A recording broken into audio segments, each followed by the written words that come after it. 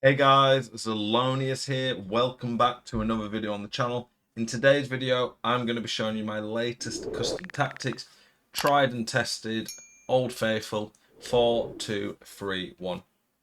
At this point, honestly, it should be a little easier for people to start being able to fit into different tactics.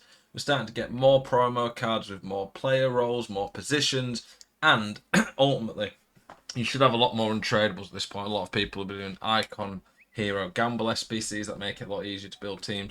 And just the sheer volume of untradeable cards that we get now, it should be a lot easier to fit some of these cards into your team, I would argue. So, yeah, we're going to look through it, show my tactics. One of the reasons that I really like the 4-2-3-1 is it's amazing at keeping possession. On a game where defending is already good, it's even better on this game. When you have a formation like this, that is very hard to break down. It's got a lot of good patterns. Long shots like power shots, Travellas are still very good and effective way of breaking people down. This works well on old or new gen. I would say it's more of a new gen tactic, but it can work on both. Yeah, just really well balanced, a lot of defensive stability. So let's look into it. I would go balanced or short passing personally if it was what I was picking. I don't think at this point now counter with the way people defend is working quite as well. I also just don't like the way it plays, but that's my personal. Are you sick to death of getting out teamed on FC25? Want that God squad you've always been dreaming of? Check out IGGM.com today, the best and most reliable place to get coins for your ultimate team. Use the link in the description and code ZEL at checkout for a 5% discount. Check out IGGM.com today. Preference. I feel like you're really missing a trick if you don't have your line height set to high at least. I put it 70. That seems a pretty nice balance for me. In terms of how I would set the player roles up, there's a few ways you could do it. I think honestly any of the striker ones except for false nine are viable. I think playmaker for the middle cam is the best. I think if you put them shadow striker, they tend to be a bit too attacking. You want them as a playmaker personally, in my opinion, to be able to actually like kind of sit in the middle. You could put them on Roman, but I want them balanced so they sit in the middle and they're the like linchpin that keeps the whole team together. I think the left winger could be a shadow striker or a half winger. A half winger, if you look at the activity map, kind of floating around there. So they'll do a bit of everything. For the right cam, I don't think you want both on a what you call a half winger, otherwise you may as well play a wide formation. This one kind of gives you a bit more of a kind of second striker there. You've got Patelis there floating around, so you get a lot of good patterns with that.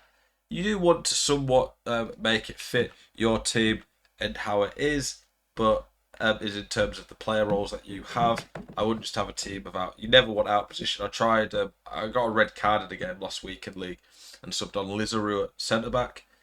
He's a left back and can't play centre back, but he has good defending stats. He literally would just stand there. If I didn't switch to him, he just stood there and just watched people walk past. They just don't do anything.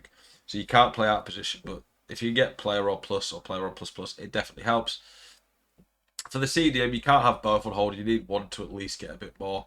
I'd probably put him on roaming. You can see the big difference when the roaming. They're going to get forward a bit more. It means this formation's got enough attacking options. Holding those pretty nice just helps the defence out. For the defence, I like fullback balance. You could go wing back. Wing back's fairly solid. It just, you can see it pushes up a little bit more. On old gen, I would go fullback defend, honestly. On new gen, probably wingback balanced. That is how big a difference it is when it comes to defending. For the defenders, again, I don't like stoppers. Unless some patch comes out that drastically changes how they play. I prefer the defenders to play defender or ball playing defender. I don't think you want two ball playing defenders, otherwise it can be a bit aggressive attacking at times, but a defender and a ball playing defender works quite well. And then for the keeper, I would go sweeper keeper. If I've got a sweeper keeper, goalkeeper. If I've got a goalkeeper, pretty straightforward. I think out wide you definitely need pace in this formation. In the middle, I would definitely want a cam that's got at least 4-star, but ideally 5-star weak foot so they can turn and pass on both. I think passing play styles are really vital on the cam and at least one of the CDMs.